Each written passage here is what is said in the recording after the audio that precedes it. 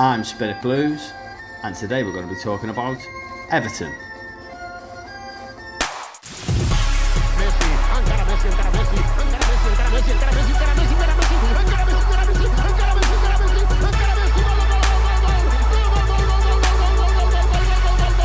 The Fantasy Football Show. Hello listeners and welcome to episode 21 of the Planet FPL 30 in 30. My name's Suj. And my name is James. And we're up to episode 21, James. Today we have Sean with us, none other than at Spirit_Blues, who talks about Everton. How are you, Sean? All good, Suj. All good, James. Yeah, good, thanks, mate. Firstly, happy birthday.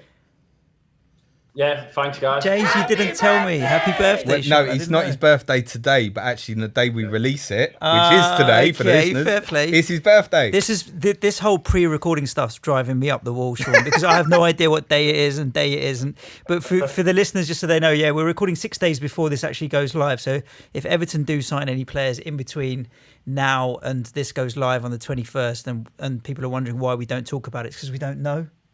Yeah, Yeah. basically. So who wears the squad number 21 for Everton? I have no idea.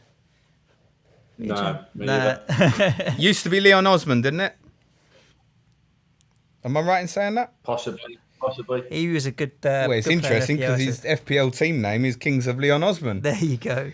Tell us about your FPL history, Sean, and your season. I think you had your best season, didn't you? Just gone. Yeah. Most points I've ever got and the highest rank that I've ever got. Finished about 51k. Oh, it's decent. Yeah. Can't complain. I think anyone inside the top 100,000 should be well happy with that. We've had some managers on the show that were higher than that and disappointed, and you're mad because it's such a difficult game. It can swing within 2 or 3 game weeks from 20k down to 100k, 150k very quickly. Yeah, definitely. I didn't get off to the best of starts. The first few game weeks with a bit of a struggle. I ended up playing a wild card to change my team around, and then really from that point on till sort of game week 19, I done really, really well and got to about, I think it was about 19k, possibly 15k, and then I didn't jump on the bandwagon like everyone else of getting Man United players, and Son went on a fantastic run around about that time, so I dropped to sort of between 50k and 100k, and then that's really where I stayed then for the rest of the season. But pleased where I finished. Yeah, I noticed looking at your team, and it's kind of a good place to start with Everton. In game week 1, you had one Everton player, Richarlison. In game week 38, you had one Sigurdsson. Probably integral to our thinking next season. What's your thoughts on the two, Sean?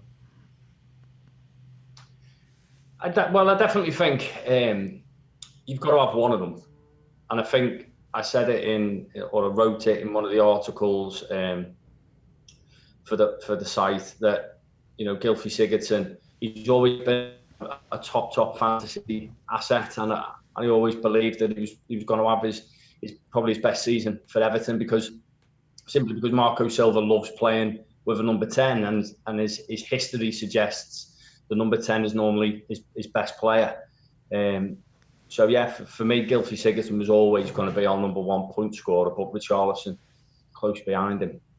Posted his best season in the end, Sigurdsson, or best FPL season. Yeah, and I think it's going to be interesting to see next season as well. With one of the reasons I've got a second eye on Gylfi Sigurdsson is obviously penalties and VAR and what have you. He's your main penalty taker. And that makes him an even more attractive FPL asset next season. It's just whether or not his points haul this season means he's due for a price rise up from 7.5. And then how high does he go? Does he get into that 9 million bracket? Because then you're comparing him against the likes of Eriksen, Pogba, a couple of the cheaper City assets, and it's a lot of money. Everton very much in the community's thoughts. Obviously now we know the fixtures. The only side who don't play a top 6 side in the first 6, don't play any of the big 6 away until December. Spurs and City at home, the only fixtures against the big 6 until December. I mentioned on episode 15, they've then got that block of 4 in a row in December, and then they've got that repeated again in sort of February, March. But great sustainable one, good start and a good sustainable run for Everton. And we saw anyway the great record at Goodison in the latter parts of the season. So I think there's an undercurrent of sort of need City and, Liverpool in your team. There's got to be some Everton in there as well. That's what a lot of people are saying at the moment. If it's the Everton that finished the season, 100%. If it's the Everton that started this season last year, then a little bit more dubious. But personally, I'm a big Marco Silva fan. And I think he just needs time. Just ride it out with him for a couple of seasons. You look at his last few clubs in Watford and Hull. He wasn't there for long enough, I think. Too much happened too quickly that they then moved him on. And a club like Everton need a young manager like Marco Silva who's stable for a while. It's not too dissimilar to what we need at West Ham. We've got a 60-something-year-old in Pellegrini instead, though. But if it's the team that finished the end of last season, Lucas Dean and Gylfi Sigurdsson are two standout candidates. Yeah, Luca Dean's he's just a top fullback. He's almost like a mini of Leighton Baines. So we've been getting him in, and I think Luca Dean, Jordan Pickford, Richarlison, Sigurdsson are the main four sort of fantasy assets people should be looking at. You know, you could maybe look at Seamus Coleman possibly. But I know that the club are definitely looking at getting another right back in. John Joe Kenny's he's gone off on loan to Schalke. Yep. So we're definitely looking at bringing in a right back. So Seamus Coleman might not necessarily be a guaranteed starter next season. But you know, if something happens and we don't get a right back, he would definitely be an alternative to Luca Dean. And Dominic Calvert-Lewin, we're looking at a striker, but you know, everyone's looking at a striker, aren't they? And 20 goals in a season, strikers aren't easy to find. So Dominic Calvert-Lewin could be a good budget option for players next season. Yep. Well, I think Sigurdsson and Richarlison both scored 13 each, I think. Yeah. So, I mean, you know, it's 2 and 3 between the two of them, basically. And I think what's important to mention about Calvert-Lewin, rather than perhaps he being a sort of an option as a striker next season, is what he's done for that team. Because I've said it on a number of times on the pods, I don't think it's coincidental that him coming into the team was a big part in Everton's strong finish to the season. And the one it's impacted particularly well, in my opinion, was Sigurdsson. Yeah, absolutely spot on. DCL, he got criticised quite a bit for his finishing. But he works so hard for the team, and that's what Marco Silva's got in this side. He's got so many players that work hard. That, you know, Bernard on the left, Richarlison on the right. That they put the miles in. They protect the fullbacks. They get up and down the pitch. Bernard comes inside and supports Sigurdsson. Richarlison's a goal threat, and Bernard coming in lets Luca Dean get forward. And I think I saw, you know, a stat that he put the most crosses in the Premier League in the season. He put the most accurate crosses in as well. He's a threat from free kicks. He's a threat from open play. And when you compare Everton last season to the year before, it's just like night and day. They were almost unwatchable under Sainz. And now they're sort of averaging 15 shots on goal every game, no matter who they play, and even against the top 6 teams. You know, we were creating lots of chances. We had a good record against them, took points off them, particularly at home. So I definitely think people should be looking for at least one Everton asset in their team. But, you know, myself, I'll probably end up going with 2. And historically, I try to avoid Everton assets. I'm definitely not, you know, one of these players that's got a home club biased. But I think we'll definitely finish, you know, sort of 7th or 8th. But I'd like to think we can close the gap on the top 6. Non-FPL kind of related question. The talk was that you played better. Like Everton were a much better team, and you could see the difference in the side when your 2 defensive midfielders were both on the pitch at the same time. Was it Gomez and Idrissa Gueye or what have you? Yeah. Was that the case? Yeah, absolutely. I think Gomez and Garner. They've got we play this kind of double pivot in the centre of the park, and the thing with the likes of Tom Davis and other players was the understanding wasn't quite there, and it wasn't quite there with the other players in the team. And Gomez tactically, you know, he's very astute. He knows where to be on the pitch. Garner does too. I mean, Garner does the work of 2 players. He's phenomenal. But Garner struggles when he's on the ball, whereas Gomez's weaknesses are more in his tackling. So if you look at his stats, he's not best at tackling. But when he's ball, he's short, he plays it simple, and he just keeps things moving. Same with Garner. So they really do a job for the team that I think, sometimes it goes missed. I think it's like over the park, the three in the middle for Liverpool, they make that team tick. The amount of running that they do, they allow the fullbacks to go forward, they protect the team, recover the ball, and Gomez and Garner do a similar job for Everton, albeit in a slightly different formation. Yeah. Is he getting bought, mate? Yeah. Gomez, definitely. Yeah, it's going to happen. Yeah. You heard it should happen in the next couple of days. It should be completed. And Zuma, well, I think with Chelsea getting rid of their manager and looking to bring in Lampard in, I think that's less likely. Zuma, by all accounts, he's happy to sign, but then at the same breath, he'd be happy to stay at Chelsea. So, yeah, I mean, if Gary Cahill's on his way out, which he is, we know, then they do need to they can't buy anyone, can they? So they probably want to recall him and keep him as a backup. we've had this with Chelsea, don't they? They've got all them kids, Rudiger, Luiz, Christensen. He's not going to play, is he? Let him go. Let him go to Everton and play for him, is my opinion. Talking of kids, I think that's why he definitely wants to stay at Everton, because he knows he's pretty much going to play every week. And he had a bit of a shaky start, but once he settled in, the lad's a really, really top draw centre half. He's got all the attributes of a modern day centre half in the Premier League: big, strong, quick, can pass, knows where to be. And I think it brought on Michael Keane, because the previous season Michael Keane didn't look like a 2.5 million signing, let alone a 25 million pound signing.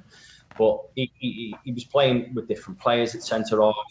Once he got an understanding with Zuma, he come on leaps and bounds, Michael Keane.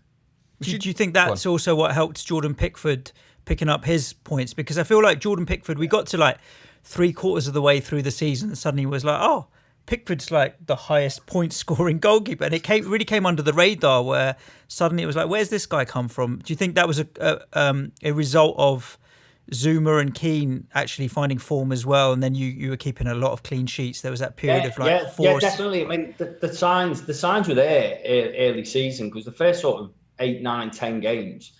There's another website where you can, the members can get some good stats on. Yeah, you can mention it. It's you can use names. Scout, Fix, Hub, whichever one. Yeah, on the Scout site. Yeah. I know. Don't mention that one. We were. So we were right up there, other than Liverpool and Man City. Everton. Yeah. We weren't conceding shots in the box. But when we went to their place over the road, and after that, the derby, the way it finished, we for 2 to 3 months we just lost the plot, and I think that's why people were sort of surprised that we turned it round and we started keeping so many clean sheets. But the signs were there early on in the season, because we really weren't giving teams chances inside the penalty box, and if you don't do that, you've got half a chance. So once the defence settled down, Pickford's a good keeper. He was erratic in obviously the derby, Newcastle away. He had a poor game, but generally speaking, he's a solid keeper. He struggles on set pieces, but other than that, he's a top player. And I think for his price next season in FPL, he's somebody. If you're not going to get Ederson and you're not going to get Alisson, you should get Jordan Pickford.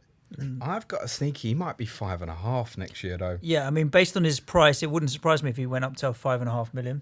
I think he might be priced in with sort of like Loris and De Gea even. Yeah.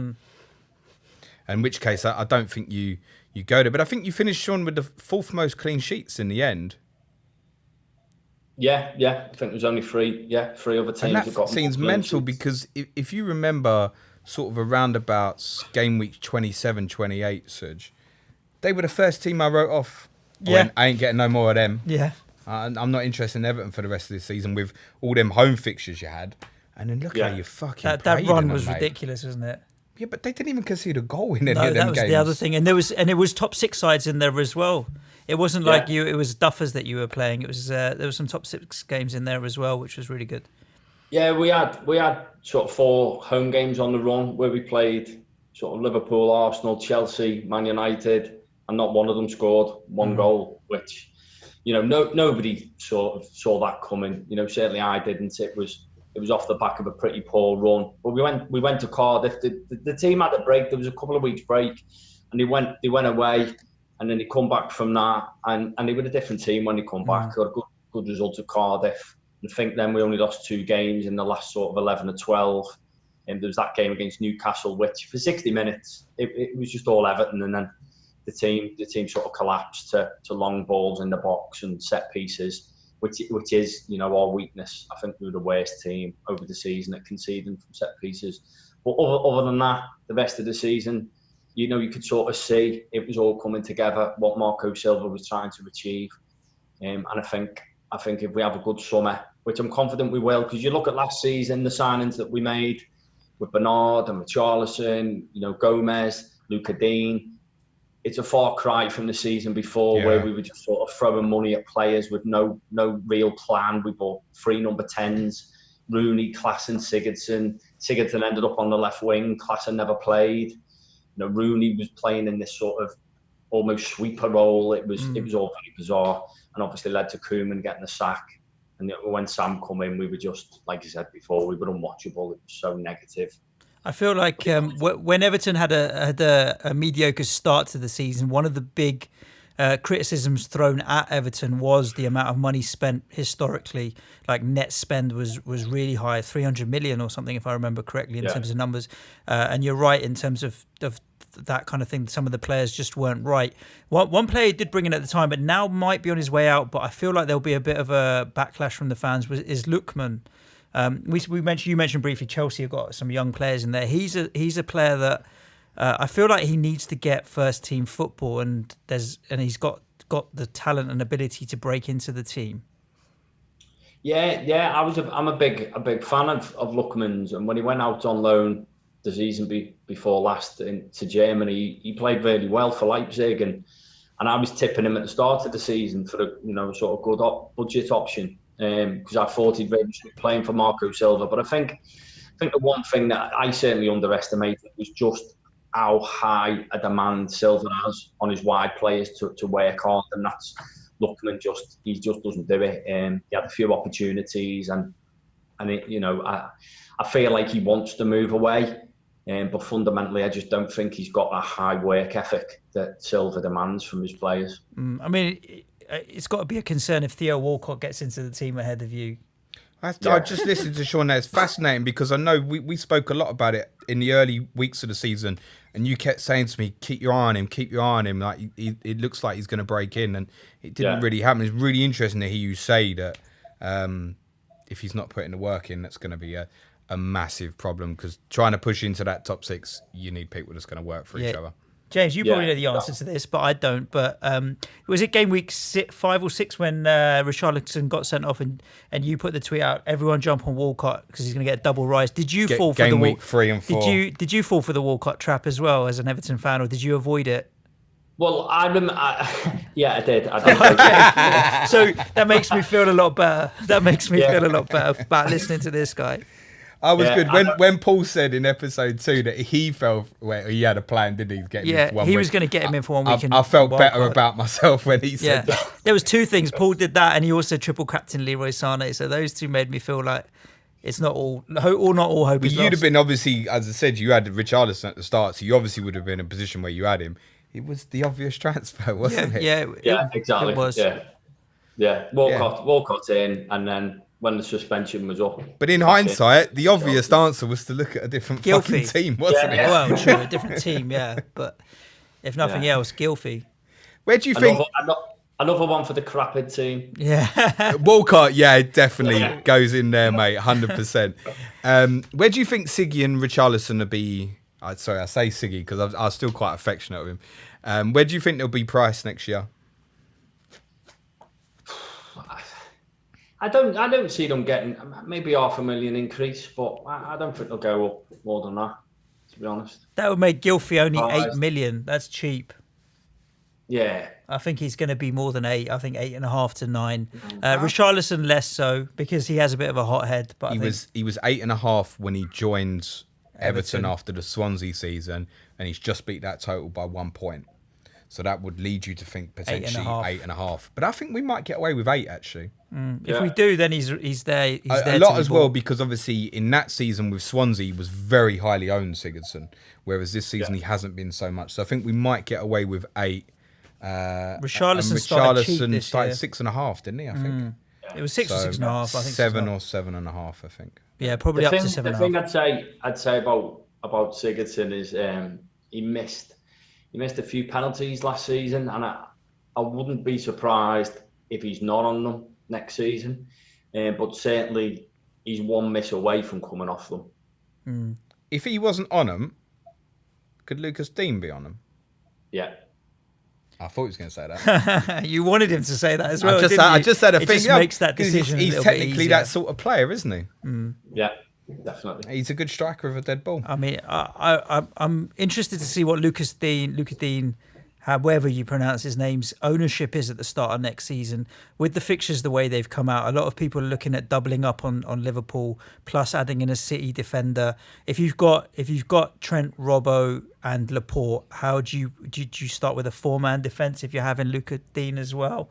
I feel like there could be a chance that if people do go heavy on Liverpool and City defensively because they want to have 3 of each or as many as they can cram in, Dean's ownership numbers might be quite low. Well, the community template talk, if you will, at the moment is Robertson, Alexander-Arnold, Laporte, and Dean as a 4. That's a 4-man. What would you get? You get A for Alexander-Arnold, Robertson, Laporte. And that's going to cost you about 28. Dahl is what we're going to... Lard. Laporte, Alexander-Arnold, Robertson, Dean. Everyone's having a Lard for defence next season. All right. Done. A Lard defence. Cool. Yeah.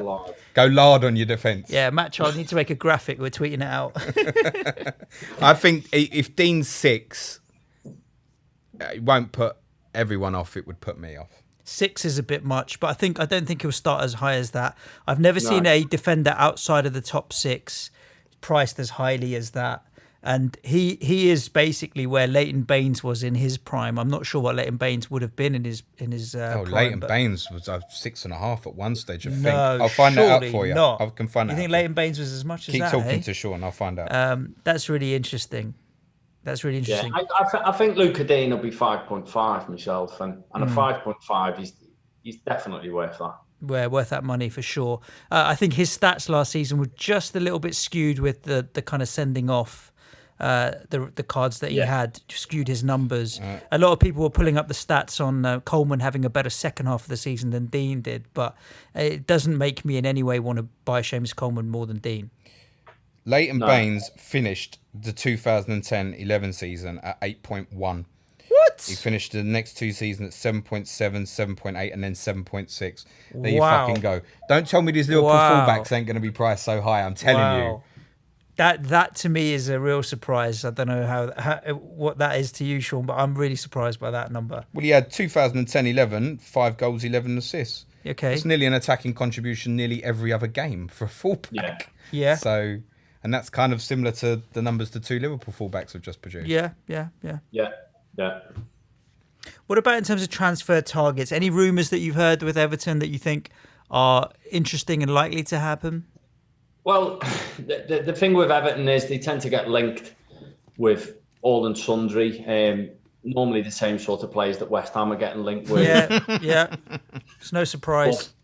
We're in that bracket of trying to break into that 7th, 8th, and into the top 6, and so we are going to be throwing money around to try and make that happen. Yeah. But one of the best things the club did, as well as getting rid of Sam Allardyce, was bringing in Marcel Brands from Holland, and I don't think everyone will have noticed. There's a definite change in the transfer policy at Everton, and we're no longer going and spending massive amounts of money on players who are 27, 28, years of age and over.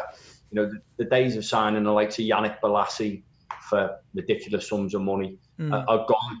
Bernard was a free transfer. We're obviously paying him a decent amount of money and wages, but if Everton are going to spend big, they're going to spend big on players like the Richarlison, young players that they can develop with a year or 2 will have a high sell-on value. So if they do go and they do get poached by a bigger team, the club will have made good money on them. And everyone laughed when we signed Richarlison, and we signed him for 40 million, not the 50 that was reported. But if Everton went and sold him now, they'd get a lot more money back for him than what we paid. And so I'm not really concerned. They know what they're doing. Brands and Silva know what they're doing, and it's just a case of I'm just enjoying the close season, and I'll look at it closer to the time when we're announcing what players that we signed. I'm sure Gomez will be one, and then I'm expecting another 2 or 3 at least, sort of top quality signings that will, like I say, be 23, 24, and have the best years ahead of them. It's interesting what you said, Sean, about obviously the transfer identity, because that becomes like an identity of your club, the way you're working. You look at even, say, United, for example, their approach to transfers last couple of years has been so scattergun, as was yours, in all honesty, a couple of years ago. Absolutely. And you're falling into a model now which is a lot more similar with my own team in terms of go down that route. Go and buy a 40 million Richarlison or a Davinson Sanchez, for example. If it don't work, you're probably going to get your money back because of their age. Even Lookman, you paid 10, 11 million for him. If he goes to Southampton's been mentioned, it's at least 15, isn't it? Yeah, exactly. So it's a sustainable model for the club, and it's also the best chance a club like yours have got in to having that season where suddenly you can push the top 4. And the objective for Everton, I think, even more so than the other clubs around there because of the size of the club, really has to be to try and get in the top 6 and not just accept that 7th is okay. Yeah. That's got to be the objective, I think. The club has wealthy financial backers and ambition, though. I don't think there's any denying that they do want to progress the club to that. And it would be kind of good to see more teams break in that top 6 mould for sure. What do you think realistically next season? I think we'll get closer to the top 6, but I wouldn't rule out Everton finishing 6th. I think what's going on at Chelsea. I think they're taking a massive gamble. It's Chelsea all over, isn't it? They've done it before with Di Matteo. They've done it with Benitez. They've just won a massive trophy. They finished 3rd. Sarri's had a really good first season, and then it's all undone again, starts over. And I just don't get why. It's the model of how they work, though, isn't it? Just it's mad. But I'll take it because I just think that could blow up in the face as probably more easier than it being right. So that we will definitely finish closer to the top 6, whether that's enough to get in there. But the points, I can't guarantee anything, but I definitely think we'll close the points gap. Does it feel, because you've probably been the closest to the top 6 over the last 5-6 years or so as a whole, does it kind of feel like a closed shop a little bit in terms of how difficult it is to get into it? It has done at times, but I think it wasn't that long ago that Everton was sort of finishing 5th on a regular basis, and it was obviously that season that we finished 4th. And the only reason why we fell away was, obviously David Moyes left, Roberto Martinez come in, and that first season we come very close to finishing 4th again. But then Martinez followed it up with 2 terrible seasons. But a terrible season for us now is sort of finishing 11th, which just shows how far the club have come since the early days in the Premier League when it first started, and we didn't have any money. And Hans Sager's taking bungs. And yeah. Well, yeah. Thanks, Hans. Allegedly. Yeah. I think he did. He had to. My little boy's only 5, and he would have saved that he definitely would have saved Graham Stewart's shot, no doubt. Yeah, but the club's going in the right direction again after, like I say, those 2 years under Martinez. Koeman come in, and Koeman gets slaughtered by a lot of Evertonians because of the summer before last. But it was him and it was Walsh. And it was all a bit, you didn't know who was making the signings and why they were coming in. There was talk that Moshiri was also sort of buying players as well. But I think the club have learned from that. And Marcel Brands, that's why, they tried to get in before Steve Walsh, but he didn't want to leave. He was happy where he was, but now he's come in. And you can just see that the club have got a clear plan. There's the stadium in the pipeline, so we should be getting planning permission for that really soon, and then that'll start getting built, and that'll help take the club on to the next level. Just on the stadium, when do we expect that?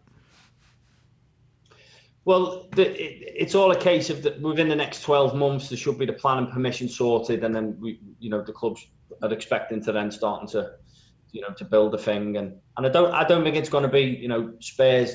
Your stadium, James, it's outstanding. It's it's such a good stadium.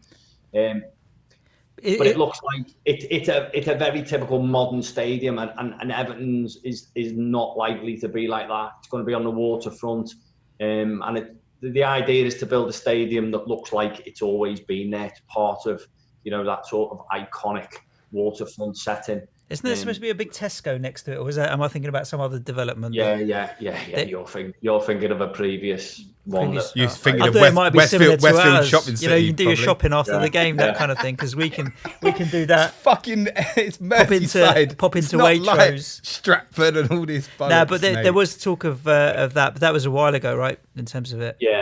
Yeah, we've had a few failed stadium moves over the years. Yeah. It's been going on for longer than I can remember. Rumours of Everton moving stadium. I mean, it's I last went not this year, but the year before. We played really early in the season. Yeah, it's got a very surreal character, Goodison, because even when you look at the roof of the main stand, I mean, it goes up at different angles, and it's got a really old character. I've been to Goodison once, you know that. So 2002-03 season, West Ham Everton. I came to Goodison that game, and I've always had a soft spot for Everton. Basically, what happened was when I was at uni, I turned up halls of residence first day at uni, and there's like 10 of us in a house. Met this fella Martin, who ended up being my best friend through uni. We lived together for all the years, and he was an Everton fan, but he lived out just outside Oxford. So I have no idea why he was an Everton fan. Similar to me with West Ham, growing up, everyone around him was Liverpool or Man United or what have you. He just decided, sod this, I'm going to be different. And he happened to pick Everton at the time. And I was a West Ham fan. So we were obviously, throughout the whole 99, 2001, 2003, just supporting mediocre sides. I mean, to be fair, we dropped down to the bloody Championship when I finished. But we took a road trip up to Goodison to watch West Ham, Everton-West Ham. And you can imagine it was midwinter, a 0-0 draw at Goodison between Everton and West Ham was possibly the worst first away game to ever go and watch the side. And I was sitting at the Everton end because the guys I went with were Everton fans. But that was my first away game, first trip up at Everton. I hope the new stadium retains some character. Some character, yeah. That's what you do want to try and retain. I mean, I've seen it with our stadium. It's not the worst in the world, but it does lack something. And no, we saw that. We just that want was to tear it down Azerbaijan for the Europa League final. It was just a larger scale Stratford, wasn't it? Yeah, we have better fireworks. A better carpet. Yeah, our carpet's nice, mate. Our carpet's nice. Top stuff. Sean, that was an absolute pleasure, mate. Thank you for coming on. Just before you go, it's opening day of the season. Where's your instinct for Everton FPL right now? In terms of buying players that you'd have first day of the season, Gylfi Sigurdsson, without a shadow of a doubt, and then I'd say Jordan Pickford or Luka Dean. Price dependent. I think that's where most of the mindset is. We just want to say thanks for all the work you do over the season in terms of the articles that you put forward and all of your interaction on Twitter and what have you. It doesn't go unnoticed by the community, and it is kind of really useful for us. And we're looking forward to more next season, and hopefully the whole of Everton seasons, like the last 12, 15 games of this season, just gone for you. That'd be nice. Yeah. But where you said you think you'll finish 7th or 8th, it's 8th because West Ham are going to finish 7th. I'm sure of it. Yeah, all right. Keep telling yourself that. Listen, thanks so much for your time and joining us today. James, anything to add? No, Sean, thank you very much. Serge. That's it, episode 21 down. Who's episode 22? Oh, 22 is coming at you tomorrow. Stephen at 6th goal. At 6th goal. On Watford. So that'll be an interesting listen as well. Do tune in. Do hit subscribe so you get notified of when the shows are coming out. And we'll be back again, same time, same place. Ciao for now. Cue music, man, child.